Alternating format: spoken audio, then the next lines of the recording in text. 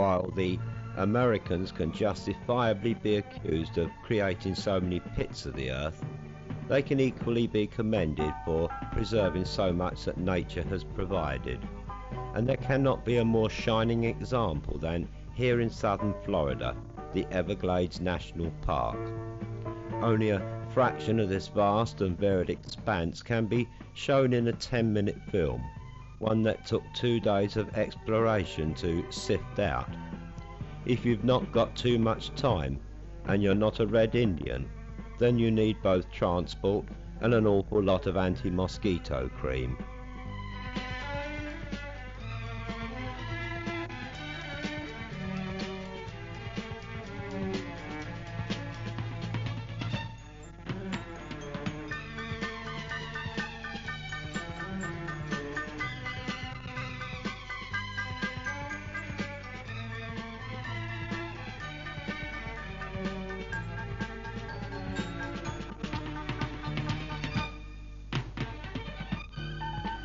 The alligator is here, but he has to be looked for. You could bump into him any time, or you could go all day without luck. We were lucky, and so was this New York family we befriended. There were the reptiles, mostly still, basking in the Florida sun. In no way are they trapped. They're as free to go where they please as they were before man came on this earth. We even had a 3-meter adult cross the road just ahead of us while motoring.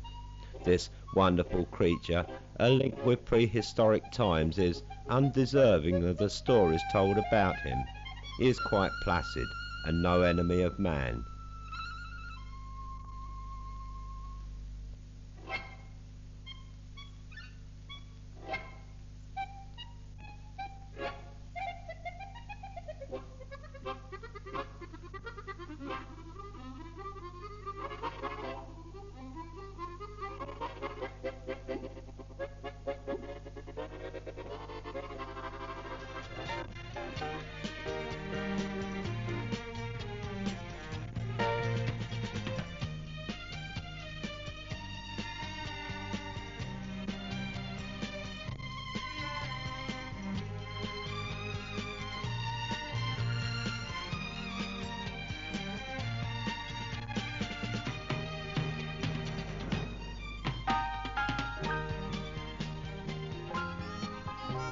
A famous line reads, "All creatures great and small." Here in the Everglades the bias is on the small. You may call these creatures grasshoppers, crickets or locusts, but for sure small is beautiful. But then to a mosquito they are dinosaurs, and not a pretty sight. They are prolific breeders, so must form a very important link in the food chain where fresh unpolluted water and subtropical sun provide a haven for just about as varied a collection of life as you're ever likely to see.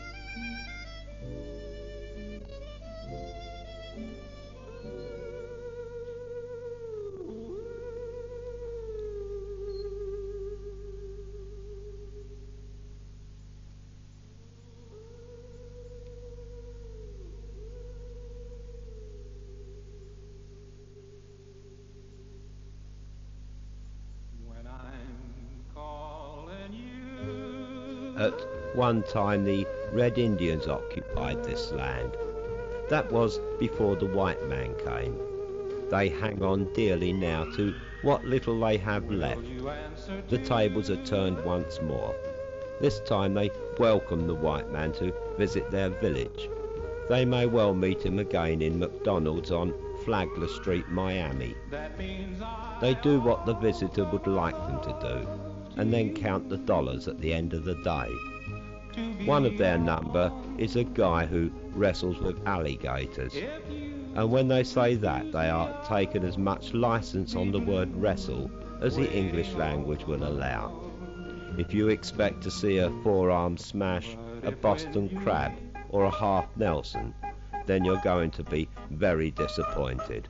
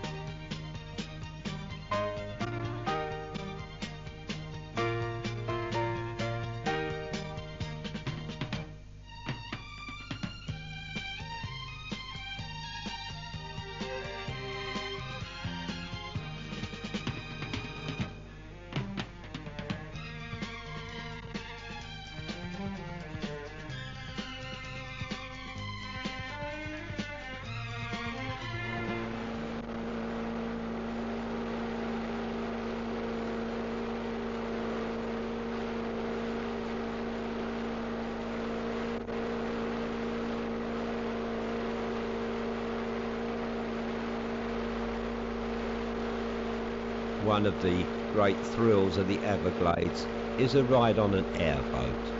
We left ours to the end of the second day, and that's why we only did it once. There's no smoother ride in the world, and I doubt if there's a noisier one.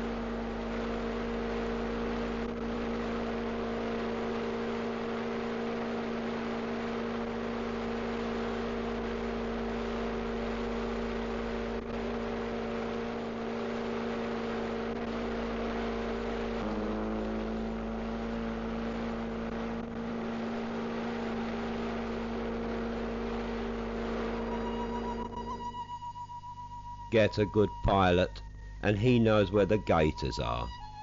You don't see the life around until you stop. Then suddenly it's all there.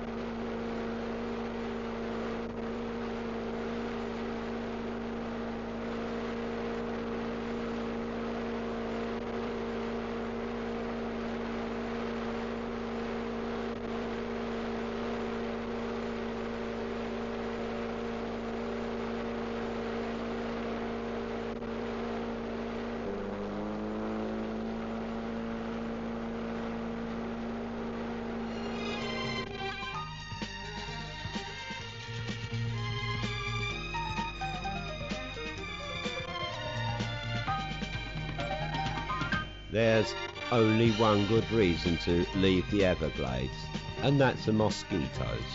But your memories will last so much longer than the 2-week irritation of those horrible bumps. As man becomes more aware of preserving his environment, then only geological change will take the national park away